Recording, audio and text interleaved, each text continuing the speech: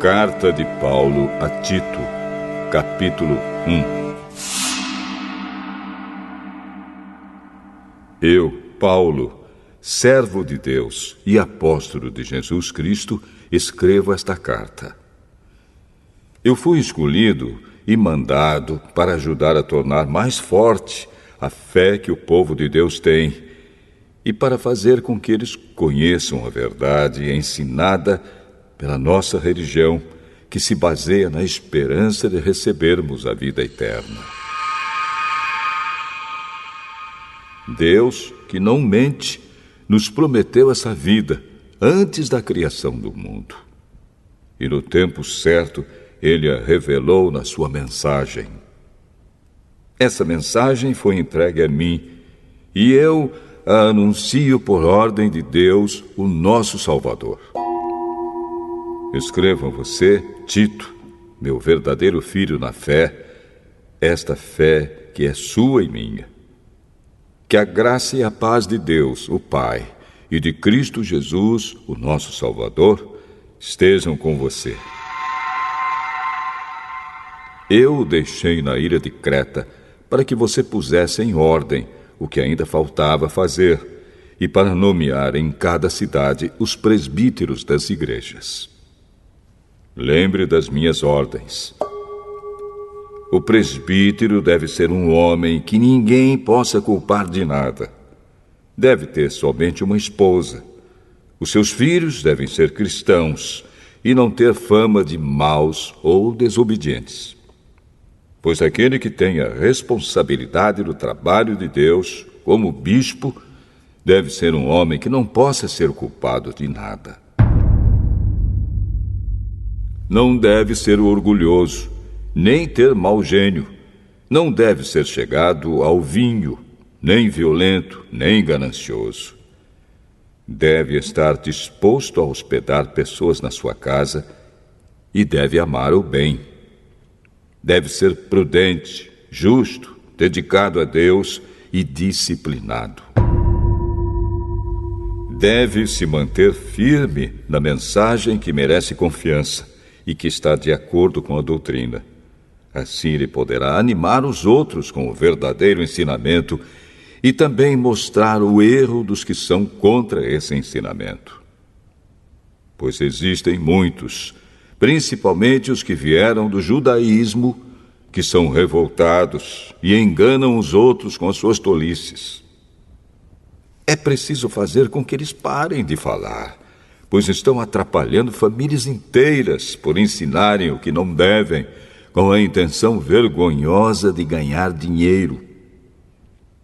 Foi justamente um deles, um profeta da ilha de Creta, quem disse: os cretenses só dizem mentiras. São como animais selvagens. São uns preguiçosos que só pensam em comida. E ele tinha razão quando disse isso.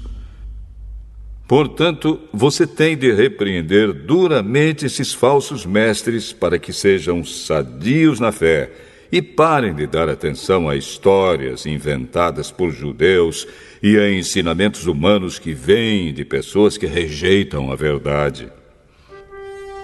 Tudo é puro para os que são puros, mas nada é puro para os impuros e descrentes, pois a mente e a consciência deles estão sujas. Eles dizem que conhecem a Deus, mas o que eles fazem mostra que isso não é verdade. Estão cheios de ódio, são rebeldes e não são capazes de fazer nenhuma coisa boa.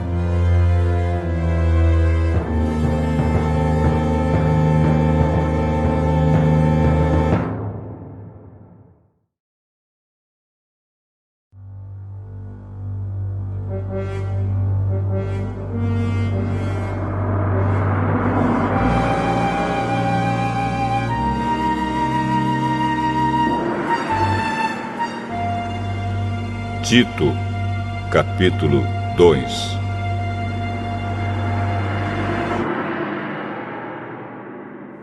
Mas você, Tito, ensine o que está de acordo com a doutrina verdadeira. Ensine os mais velhos a serem moderados, sérios, prudentes e firmes na fé, no amor e na perseverança. Aconselhe também as mulheres mais idosas a viverem como devem viver as mulheres dedicadas a Deus. Que elas não sejam caluniadoras nem muito chegadas ao vinho. Que elas ensinem o que é bom, para que as mulheres mais jovens aprendam a amar o marido e os filhos, e a ser prudentes, puras, boas donas de casa e obedientes ao marido, a fim de que ninguém fale mal da mensagem de Deus. Aconselhe também os homens mais jovens a serem prudentes.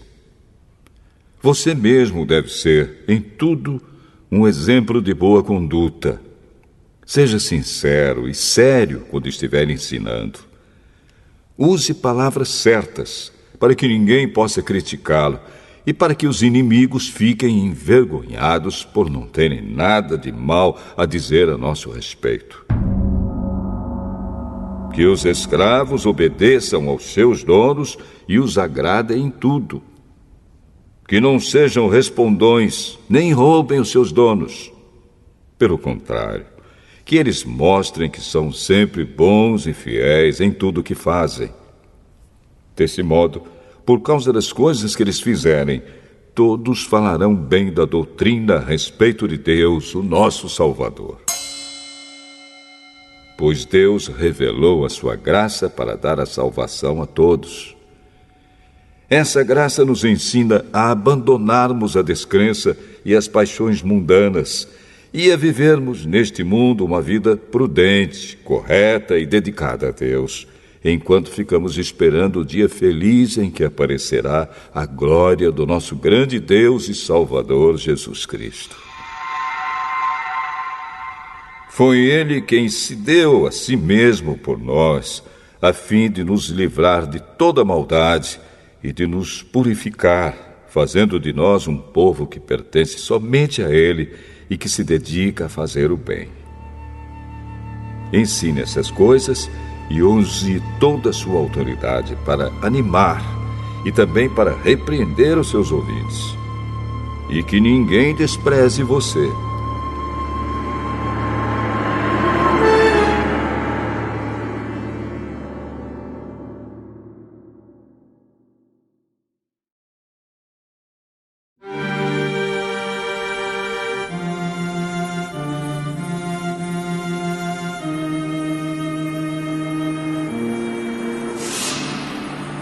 Tito, capítulo 3. Recomende aos irmãos que respeitem as ordens dos que governam e das autoridades, que sejam obedientes e estejam prontos a fazer tudo o que é bom. Aconselhe que não falem mal de ninguém, mas que sejam calmos e pacíficos e tratem todos com educação. Pois antigamente nós mesmos não tínhamos juízo e éramos rebeldes e maus. Éramos escravos das paixões e dos prazeres de todo tipo e passávamos a nossa vida no meio da malícia e da inveja. Os outros tinham ódio de nós e nós tínhamos ódio deles.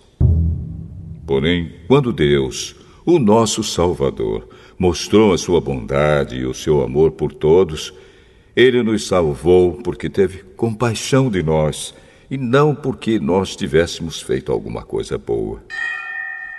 Ele nos salvou por meio do Espírito Santo, que nos lavou, fazendo com que nascêssemos de novo e dando-nos uma nova vida.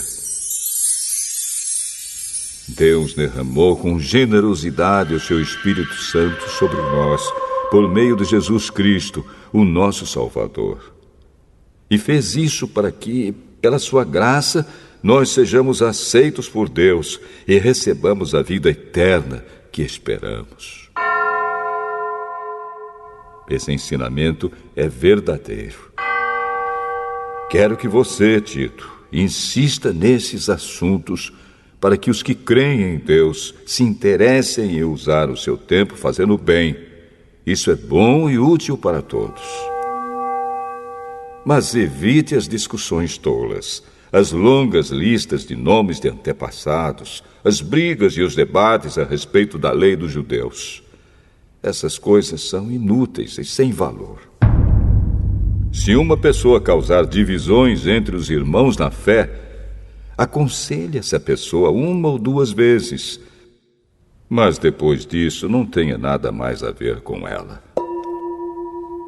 Pois você sabe que uma pessoa como esta abandonou completamente o Evangelho e os seus pecados provam que ela está errada. Quando eu lhe mandar o irmão Ártemas ou o irmão Tíquico, faça o possível para ir se encontrar comigo na cidade de Nicópolis, pois resolvi passar o inverno lá. Ajude o advogado Zenas e também Apolo em tudo que você puder, a fim de que eles tenham o que precisarem para a viagem.